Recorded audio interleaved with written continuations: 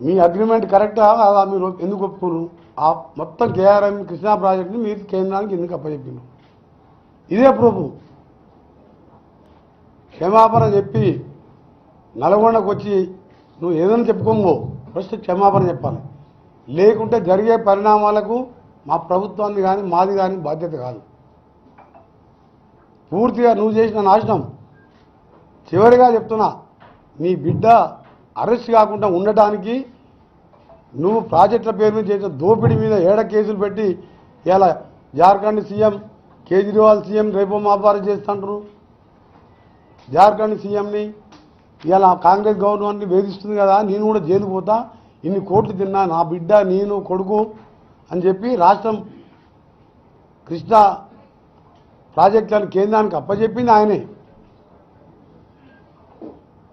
అదే సాక్ష్యం కదా, బీజేపీ ఎంపీలు చెప్పింది కదా, రేపు 60 ఫోన్లు దొరికినాయి, రేపం పాప కవిత అరెస్ట్ అవుతుందని రోజు బీజేపీ ఎంపీ స్టేట్మెంట్ ఇచ్చారు. ఎందుకు అరెస్ట్ కాలే? ఇదిగో ఇటువంటి అన్ని రాష్ట్రానికి అన్యాయం చేసేస్తున్నాను. పోయినసారి పార్లమెంట్ మెంబర్గా చూశాను నేను.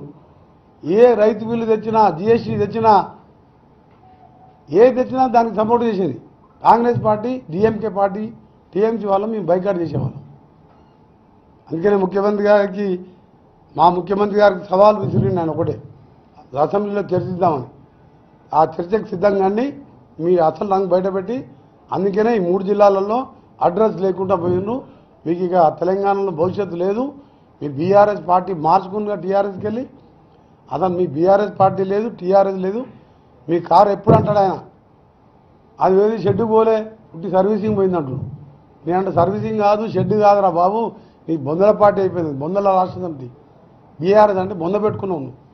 ఎప్పుడైతే నల్గొండ జిల్లాని నాశనం చేసుకున్నావో నీ పార్టీనే బొందల పార్టీ. బా ఇంకా అడుగుతా చెప్పు. ఇక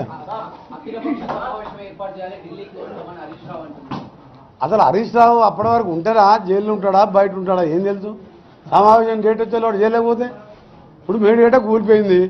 మేడిగడ్డ కట్టినప్పుడు ఎవడు ఇరిగేషన్ మినిస్టరు? మేడిగడ్డ మినిస్టర్ ఎవరు?